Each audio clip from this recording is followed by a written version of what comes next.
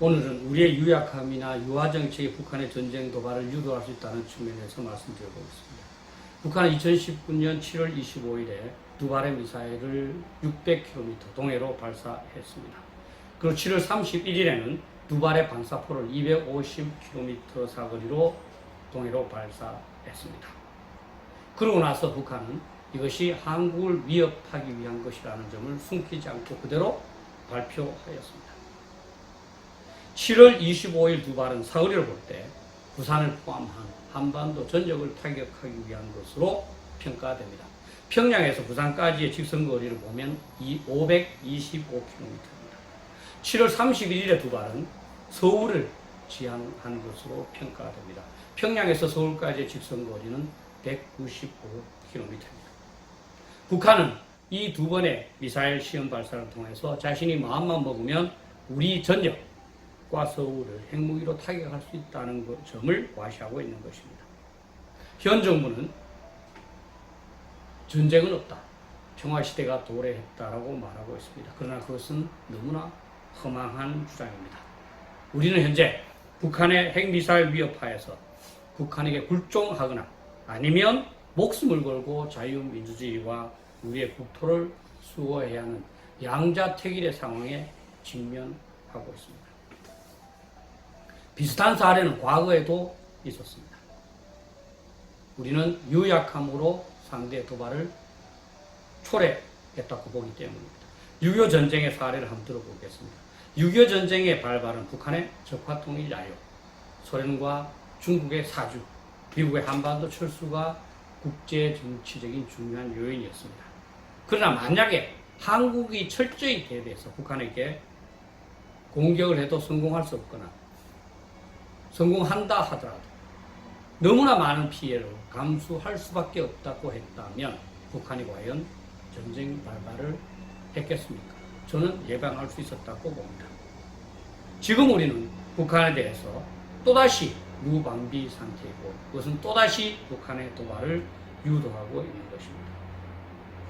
실제 우리가 역사상으로 겪었던 임진왜란, 정오, 병자호란, 한일 합방도 모두 우리의 무방비가 원인이 되었습니다. 당시 일본, 청나라, 또 일본은 나름대로 조선의 그 군비태세를 염탐을 했고 정보를 수집했을 겁니다. 그들의 결론은 조선은 아무런 대비도 없고 군사만 보내면 바로 정복할 수 있다 였을 겁니다. 바로 조선의 무방비 상태가 전쟁을 초래한 겁니다. 국제정치 이론가들도 전쟁은 상대방이 약할 때, 약하다고 오판할 때 발생한다고 얘기하고 있습니다. 로버트 저비스라는 사람은 국제정치의 가장 중요한 그 요소, 어떤 그 인자는 미스퍼셉션, 저는 오인식으로 번역하고 있습니다만 상대방에 대한 미스퍼셉션이라고 얘기하고 있고, 스테싱어라는 전쟁 연구가는 전쟁 발발의 가장 큰 요인은 미스퍼셉션, 상대방에 대한 오판, 오인식이라고 말하고 있습니다. 특히 아서 스타인이라는 미국의 학자는 전쟁 발발을 위한 기회주의 국가, opportunist는 상대방이 상호주의 국가, reciprocator로서 협력하는 것이 중요하다고 생각할 때 전쟁을 발발한다고 말합니다. 다시 말하면 자유민주주의 국가는 대부분 상대방이 협력적이면 협력적이고 또 상대방이 적대적이면 적대적이라서 상호주의, reciprocator라고 이제 평가를 하고 있습니다. 이 아서 스타인. 그런데 공산주의 국가들은 주로 기회주의 국가입니다. 승리의 기회만 찾고 있다는 겁니다. 그런데 공산주의 국가들은 또는 독재 국가들은 이 자유민주주의 국가들, 즉 리시프로케이터가 이 협력적, 다시 말하면 유화적이라고 생각할 때 공격을 한다는 겁니다. 그 사례로 스타인 교수는 독일이 2차 세계대전 때 이 유럽을 공격한 것은 독일과 프랑스가 민헨 협정에서 유화적인 태도를 보였기 때문이고, 1962년도에 소련이 쿠바에 핵미사일을 설치하겠다고 결심한 것도 그 당시에 미국이 유화적으로 보였기 때문이고, 1950년에 한국이 북한에 공격을 당한 것도 한국이 유화적이었기 때문이라고 평가하고 있습니다. 실제 북한은 공격과 승리의 기회만을 찾는 철저한 기회주의 국가입니다. 노동당 규약에 보시면 북한은 공화국 국방부에서 사회주의 강성대국을 건설하며 그러고 나서 전국적 범위에서 민족해방, 민주주의 혁명과학을 수행하는 것이다 라고 되어 있습니다. 사회주의와 공산주의는 제가 말씀드렸습니다만 사회주의는 자연스럽게 사회주의로 이행해 나가는 것을 말하지만 공산주의는 무력을 통해서 사회주의로의 이행을 강제하는 국가를 말합니다. 당연히 북한은 공산주의 국가이고 그리고 1950년도에 이를 위해서 공산주의 한반도 확산을 위해서 전쟁을 일으켰고 현재도 그 휴전 상태입니다.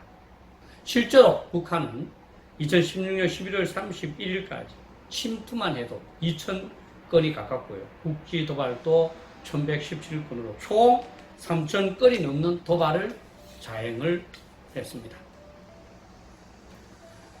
어떤 그 논문에 의하면 북한이 1965년을 남침 시점으로 잡은 후에 1962년부터 4대 군사 노선을 얘기하면서 본격적으로 전쟁을 준비했다는 그 분석이 있습니다.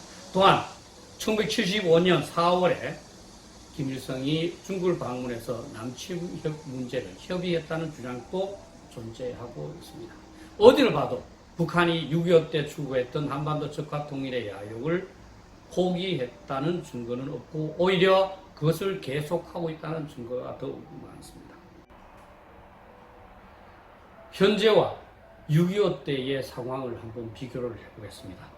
북한의 입장에서 6.25 때와 지금을 한번 비교해보면 훨씬 더 유리합니다.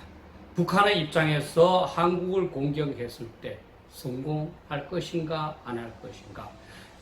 김기호 교수가 분석한 바에 의하면 6.25 때가 성공의 가능성이 12였다면 지금은 22라는 겁니다. 남한의 입장에서 한번 분석을 해봤습니다.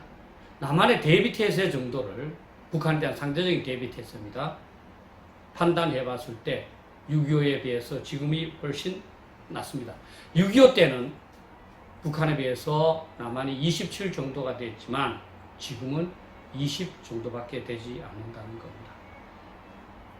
북한의 입장에서 전쟁을 오판할 가능성은 낮지 않습니다. 누구도 전쟁을 바라지 않습니다. 모두가 다 평화를 바랍니다.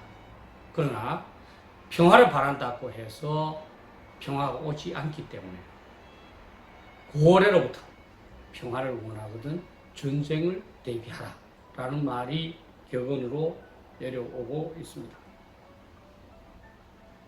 여러분들께서 혹시 전쟁을 대비하지 않고 평화를 보장할 수 있는 방법이 있다면, 정말 책임질 수 있는 방법이 있다면 한번 말씀해 보십시오.